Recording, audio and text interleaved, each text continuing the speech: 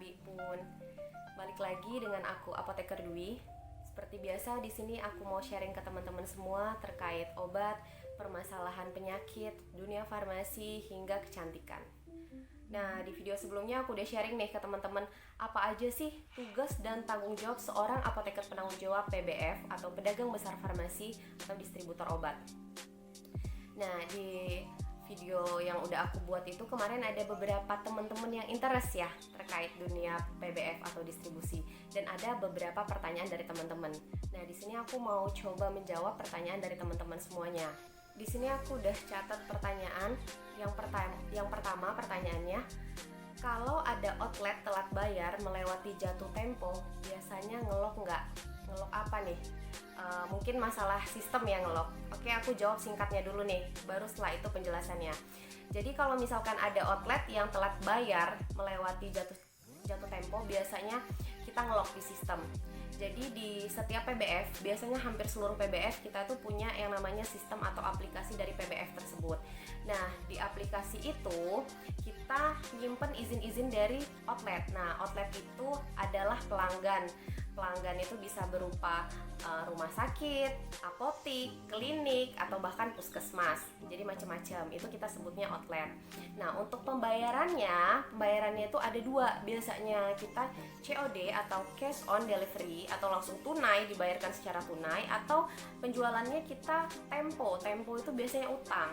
Jadi outlet itu utang ke PBF. Utang itu bisa kita kasih jatuh temponya sekitar 14 hari atau 7 hari mungkin. Ada juga yang 21 hari, 31 hari, tergantung kebijakan perusahaan masing-masing. Nah, untuk outlet-outlet ini biasanya kita yang udah saling kerjasama, kita memberikan tempo atau utang tadi.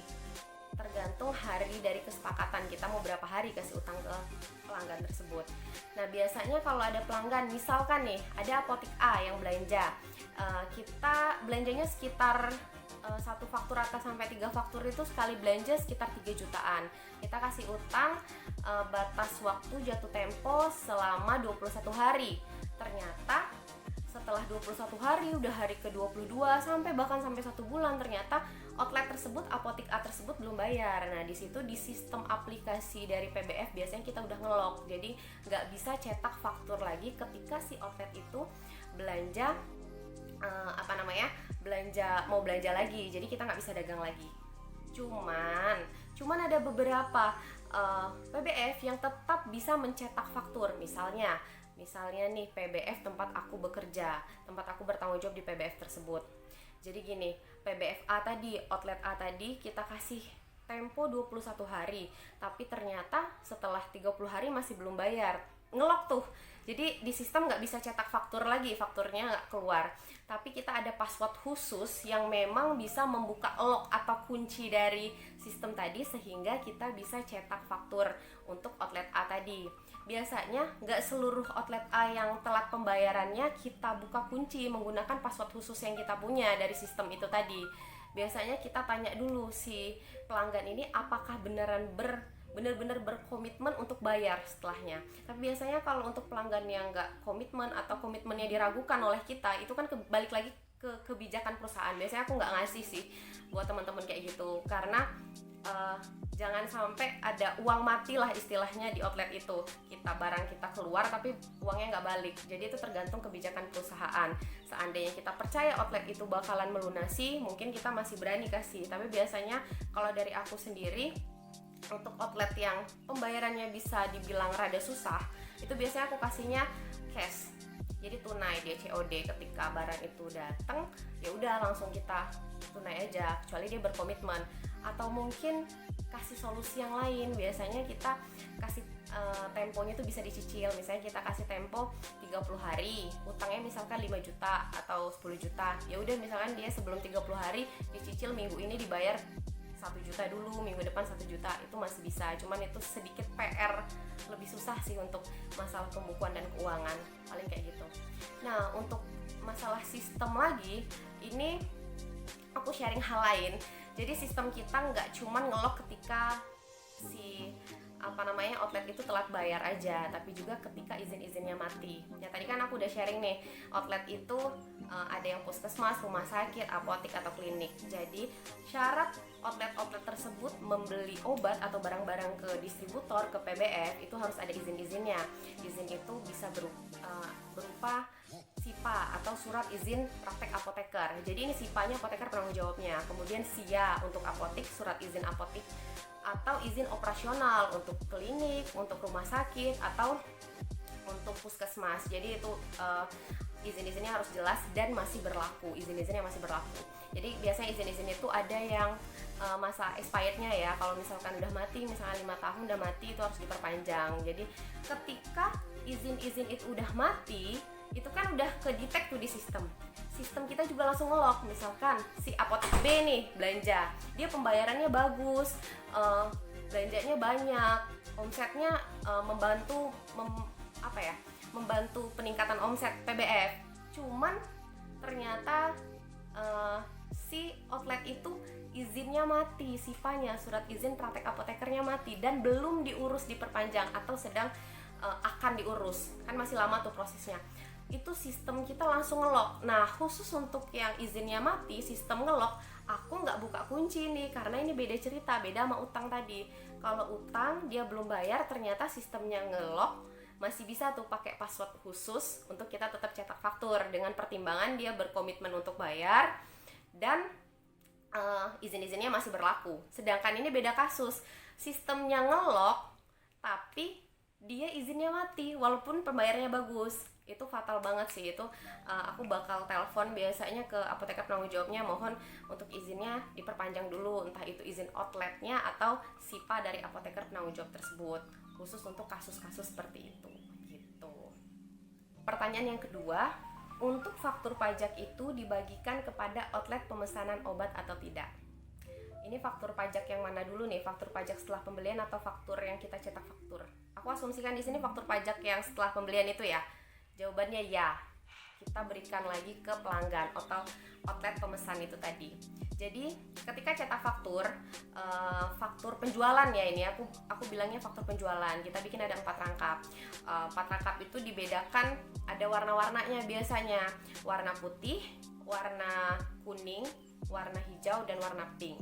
Yang pertama warna putih, biasanya itu untuk teman-teman outlet yang pembayarannya cash. Kemudian yang faktur yang kuning itu dikembalikan ke PBF atau distributor ke kami untuk aku rekap yang disertai dengan SP atau surat pesanan.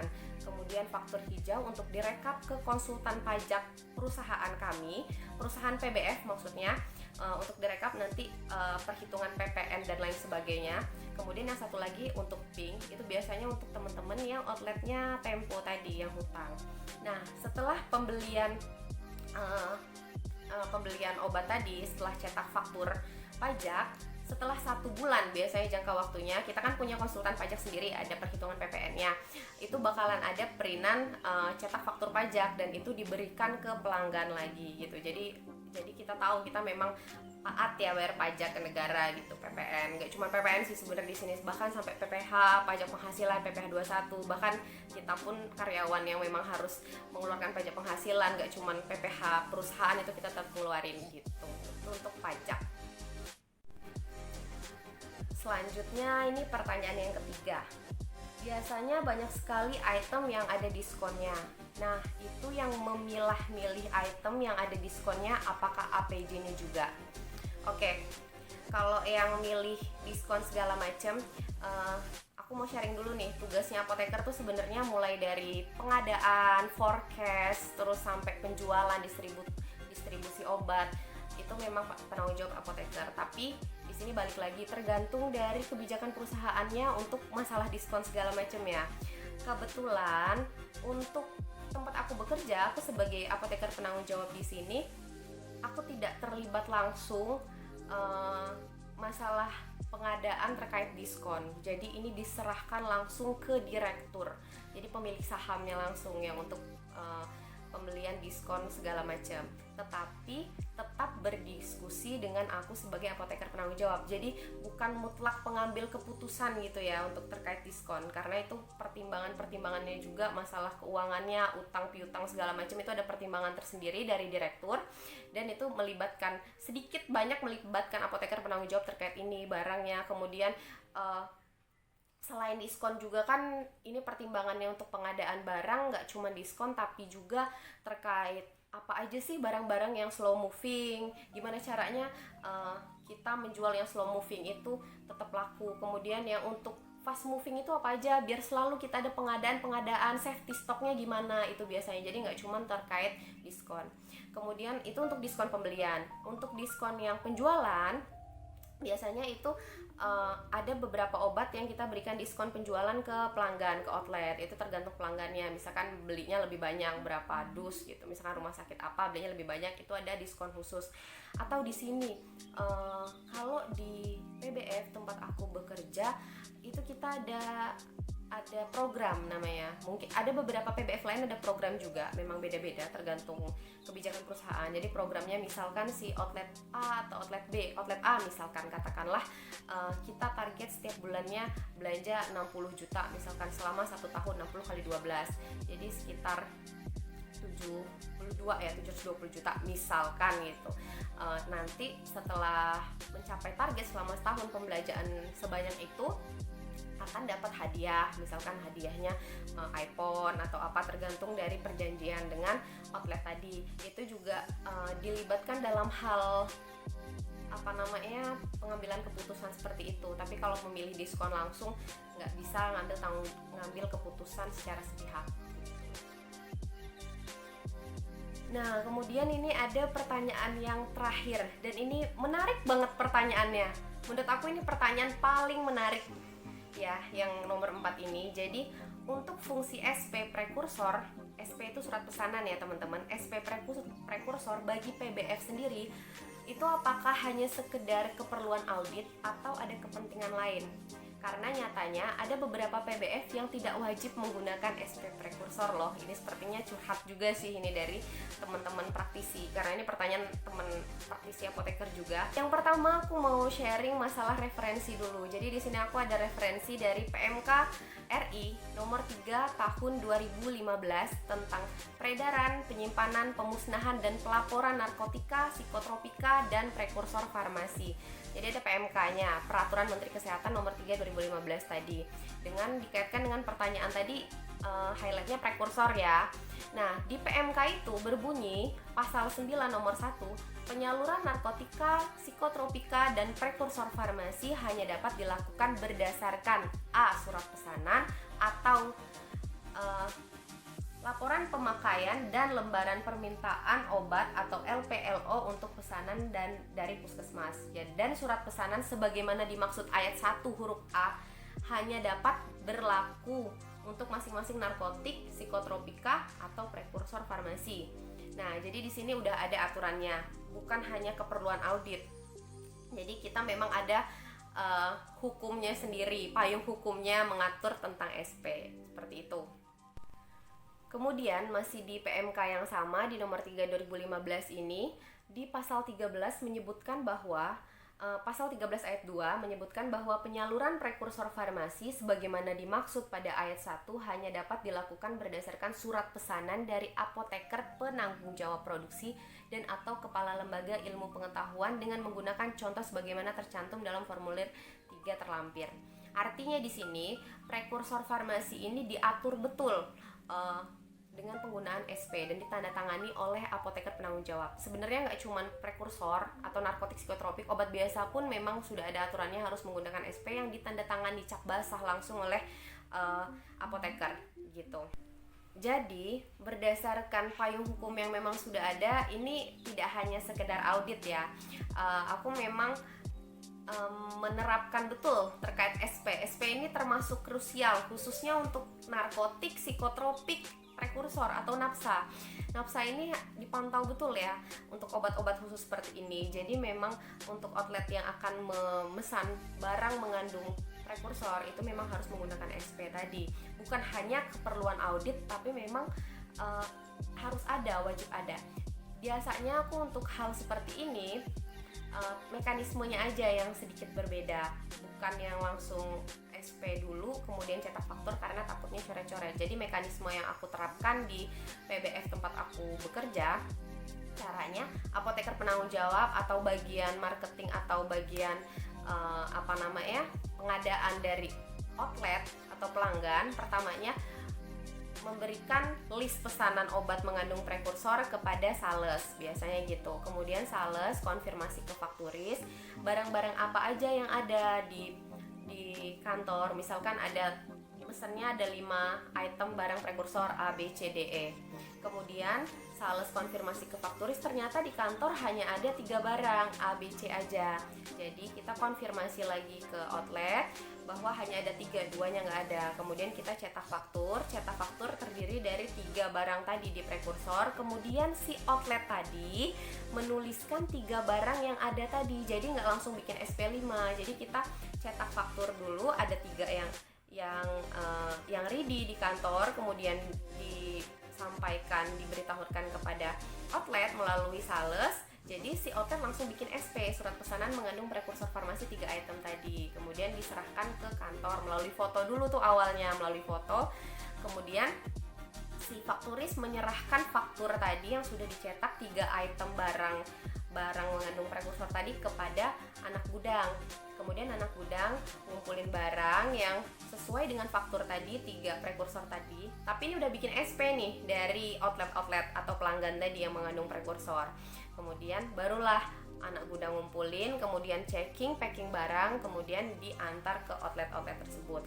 Ketika barang-barang itu diantar ke outlet, fakturnya kita serahkan kepada outlet, barangnya juga yang 3 item tadi kita serahkan, kemudian kita minta SP-nya, SP yang sudah ditulis oleh pelanggan tadi, dan SP itu sudah ditandatangani oleh apoteker penanggung jawab, tanda tangan basah ya, bukan fotokopi. Kemudian juga sudah dicap gitu. Nah, terus yang pertanyaannya tadi yang aku highlight, nyatanya ada beberapa PBF yang tidak wajib menggunakan SP prekursor loh. Ini aku kurang tahu ya kalau yang ini dalam yang lain, karena balik lagi kebijakannya tadi bagaimana. Ini PBF mana yang memang tidak mewajibkan SP prekursor. Karena berdasarkan PMK yang aku jelaskan tadi nomor 3 tahun 2015, SP prekursor itu wajib, memang harus ada. Dan di sini pun aku sebagai apoteker penanggung jawab di PBF ini, aku mewajibkan betul terkait SP atau surat pesanan. Dan surat pesanan ini khususnya narkotik psikotropik prekursor itu aku pantau betul, itu memang kewajiban kita sebagai penanggung jawab gitu. Kalau memang ada beberapa PBF tidak mewajibkan, wah itu bisa aja PBF-nya kena, tapi jarang sih biasanya. Kalaupun tidak mewajibkan, mungkin ada beberapa outlet, ini masih mungkin sih, ada beberapa outlet yang mungkin belum cetak, belum memiliki format SP prekursor. Kemudian PBF itu membantu membuatkan SP, surat pesanan mengandung prekursor, formatnya aja. Jadi ditulis di sana, tetap SP yang dibantu dibuatkan oleh PBF itu, SP itu harus untuk atas nama outlet tersebut yang surat pesanan yang meminta untuk beli obat mengandung prekursor, dan ditandatangani cap basah oleh apoteker penanggung jawab dari outlet tersebut. Jadi di sini mungkin dalam arti tidak wajib menggunakan SP prekursor, bukan tidak wajib tadi, tapi mungkin tadi si apotik belum ada, jadi dibantu oleh PBF itu membantu membuatkan SP prekursor, hanya formatnya aja, tapi tetap outlet yang bikin SP prekursor dan ditandatangani oleh apoteker penanggung jawab. Jadi apoteker penanggung jawab di sini siap dimanapun sarananya memang bertanggung jawab betul atas obat gitu. Nggak cuma di PBF aja, semua sarana kefarmasian memang itu tanggung jawabnya apoteker penanggung jawab. Jadi apoteker penanggung jawab itu juga walaupun ada apoteker penamping, ya si penanggung jawab ini yang bertanggung jawab gitu teman-teman. Oke, dari yang part 2 ini terkait apa sih tugas dan tanggung jawab apoteker penanggung jawab di PBF. Mungkin teman-teman ada lagi nih ide-ide atau mungkin pertanyaan-pertanyaan menarik yang bisa ditanyakan terkait PBF. Mungkin beberapa hal yang aku bisa jawab, aku bakal coba jawab. Oke, semoga bermanfaat buat teman-teman semua. Terima kasih. Wassalamualaikum warahmatullahi wabarakatuh. Dadah.